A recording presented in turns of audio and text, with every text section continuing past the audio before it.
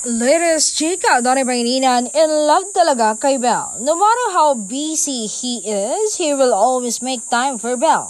Ngayong araw nga ay naispatan o natagpo ang dinalaw ng mati ni Idol ang kanyang nobya. At chika pa nga ay nag-breakfast date. Grabe ang swerte ni Belle na may partner siyang tulad ni Donnie.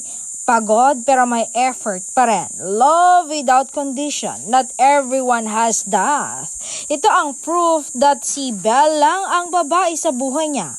And proves that Belle is not just an option but a priority.